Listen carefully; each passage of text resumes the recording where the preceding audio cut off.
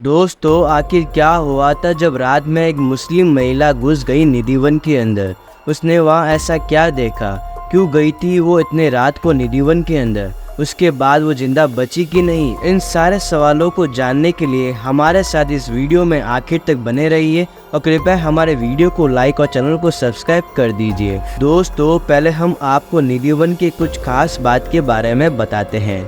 निधिवन वृंदावन में स्थापित है। वृंदावन मतलब तुलसी और वन मतलब जंगल, और इसी तुलसी के वन को हम निधिवन के नाम से जानते हैं। तकरीबन 6500 साल पहले ये जगह 10 किलोमीटर के डायमीटर पे फैला था और इस जगह को लोग बोलते थे वृंदावन। दोस्तों निधिवन की मान्यता है कि यहाँ आज भी हर रात कृष्णा, राधा और गोपिया के संग रास रचते हैं। यही कारण है कि सुबह खोलने वाले निधिवन को संध्या आरती के बाद बंद कर दिया जाता है। उसके बाद निधिवन में कोई नहीं रहता। यहाँ तक कि निधिवन में दिन में रहने वाले पक्षी और बंदर भी शाम होते ही वन छोड़कर चले जाते हैं। मधुवन में तुलसी का हर पौधा जोड़े में है। मान्यता है कि जब राधा और कृष्णा रास लीला करते हैं तो ये तुलसी के पौधे गोपियाँ बन जाती हैं और सुबह होने पर तुलसी के पौधे में परिवर्तित हो जाती है।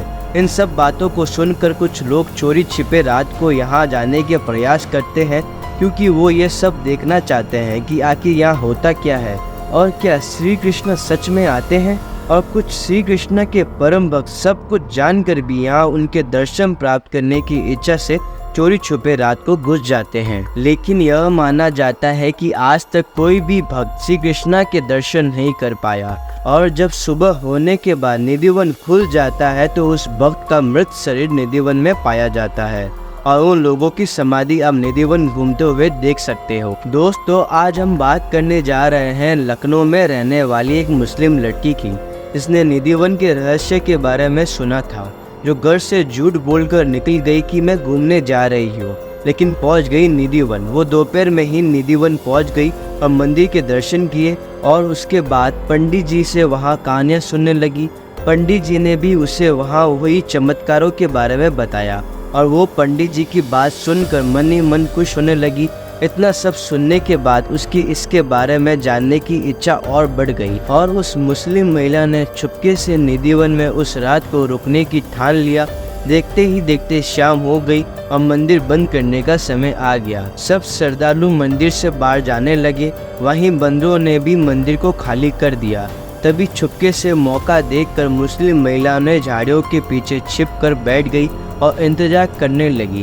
कर्मचारी समेत पुजारियों ने भी 2-3 बार अच्छे से देखा कि वहाँ कोई रह तो नहीं गया, लेकिन मुस्लिम महिला इतनी चालाकी से झाड़ियों के पीछे छिपी बैठी थी, कोई उसे ढूंढ नहीं पाया। तो ये मंदिर बंद करने का समय आया। मंदिर के कपाट बंद कर दिए गए और सभी अपने घर चले गए, लेकिन मुस्लिम महिला उस वक्त वहीं मौजूद रही और श्री कृष्ण की एक झलक देखने के लिए उत्सुक थी।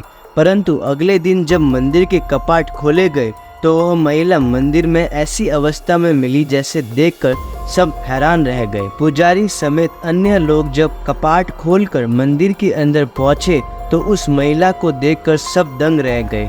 वह महिला बेहोशी की हालत में जमीन पर पड़ी हुई थी और जब वहां के लोग ने उस महिला पर पानी का छिड़काव किया तो वो खुद को मारना पीटना चालू कर दिया और जोर जोर से चिल्लाने लगी और खुद के बाल खींचने लगी। जब वहाँ के कर्मचारियों ने उस महिला को डॉक्टर के पास ले गए तो पता चला कि वो महिला पूरी तरीके से पागल हो गई थी।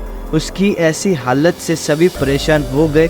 बहुत ढूंढने पर उस महिला के माता पिता का पता चला और उसके माता पिता को सौंप दिया गया। सभी को यह यकीन हो गया था कि जरूर यह महिला राधा कृष्ण की रास लीला देखने के लिए निधिवन में छिपकर बैठ गई थी, इसीलिए उसकी यह हालत हो गई। दोस्तों ये मान्यता पहले से ही चली आ रही है कि जो भी व्यक्ति चुपके से रास लीला देखने की कोशिश करता है उसकी ऐसी हालत हो जाती है या फिर वो अपनी जान गंवा बैठता है। अब चलिए ऐसे ही निधिवन के कुछ और रहस्य के बारे में जानते हैं। भगवान श्री कृष्ण ने 16,801 रूप लेकर निधिवन में महारास रचाया था और गोपिया की इच्छा पूरी की थी। ये भी कहते हैं कि कलयुग में निधिवन लुप्त होता जा रहा था।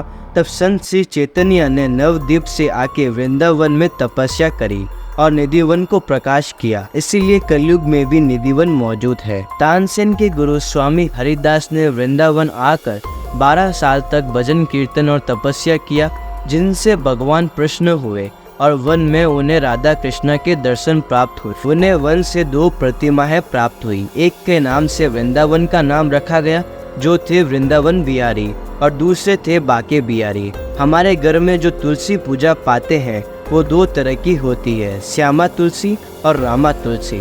लेकिन निधि वन में जो तुलसी के पेड़ है उन्हें वन तुलसी कहा जाता है। यहाँ की हर तुलसी पेड़ की खासियत है कि वो ऊपर से हरे भरे दिखाई देंगे, लेकिन नीचे से टेढ़े मेढ़े, सूखे और झुके हुए मिलेंगे। सूखे इसीलिए क्योंकि ये वृद्ध हो चुके हैं, लेकिन चमत्कारों की वजह से ऊपर से हरे भरे हैं। टेढ़े इसीलिए है कि वो झुककर आज भी भगवान श्री कृष्ण को झुककर नमन करते हैं। अब आइए जानते हैं ललिता कुंड के बारे में। राधा जी की सखियों में से 2 थी, ललिता और विशाखा। महारस करते समय जब उन्हें प्यास लगी तो वो जमुना के किनारे जाने लगी, लेकिन राधा जी ने मना किया और कहा कि रात्रि में गंगा जमुना किसी को उठाया नहीं जाता। भगवान कृष्ण जी से बोलकर राधा जी ने वंशी वन में गड्ढा खोदकर पानी प्रकट करवाया और अपनी सखियों की प्यास बुझाई, और तब से निधि वन के इस कुंड का नाम पड़ गया ललिता कुंड। स्वामी हरिदास जी की तपस्या से जो 2 मूर्तियां मिली थी, उनमें से एक है वृंदावन बिहारी, जो कि बलराम जी की मूर्ति थी, जिसे आप आज भी निधि वन में देख सकते हो, और दूसरी मूर्ति थी कुंज बिहारी। वो निधि वन से 1 किलोमीटर दूर स्थापित की गई है। इसे हम आज भी बाके बिहारी के नाम से जानते हैं। निधि वन में आज भी एक राधा जी का श्रृंगार महल है, और हर रात आरती के बाद इस श्रृंगार महल में जो पलंग है उसे सजाया जाता है। भगवान के लिए आज भी दंतुन, पान, लाडू, लोटे में पानी और श्रृंगार का हर सामान रखा जाता है। सुबह में जब मंगल आरती के लिए दरवाजा खोला जाता है तो पान चबा हुआ मिलता है, लाडू टूटा हुआ मिलता है, श्रृंगार का सामान फैला हुआ मिलता है, और पलंग को देख के ऐसा लगेगा कि कोई इंसान बैठा या सो के गया हो। है ना ये हैरान कर देने वाला रहस्य। निधि वन में जब साफ सफाई होती है तब जो तुलसी के पत्ते और सखियां गिरी हुई होती है उन्हें फेंका नहीं जाता। निधि वन की सफाई कर्मचारी उन सारे पत्ते और शाखाओं को इकट्ठा कर देते हैं, और वहाँ के पुजारी वो सारे पत्ती और शाखाओं को बलराम जी के मंदिर में चढ़ा देते हैं, जो कि प्रसाद के रूप में भक्तजनों को दिया जाता है। निधि वन के बगल में ही बलराम जी का मंदिर है, जहां आप वृंदावन बिहारी यानी बलराम जी के दर्शन कर सकते हैं। जब भगवान कृष्ण द्वारिकापुरी गए थे तब वहां के ब्राह्मणों ने उन्हें 56 भोग बनाकर खाने को दिया, लेकिन भगवान उससे खुश नहीं हुए। ब्राह्मणों के पूछने पर भगवान श्री कृष्ण ने बताया कि 56 भोग से मेरा पेट नहीं भरता, बल्कि ब्रज वासियों की 4 गलियों से मेरा पेट भरता है। दोस्तों, इसी तरह आध्यात्मिक घटनाएं आपको बताने में हम हमेशा अपनी वीडियो में कोशिश करते हैं। अगर आपको हमारी वीडियो अच्छी लगती है तो वीडियो को लाइक करके चैनल को सब्सक्राइब कर दीजिए। मिलते हैं और एक नए रोमांचक वीडियो पे, तब तक के लिए ध्यान रखिए। जय श्री कृष्ण।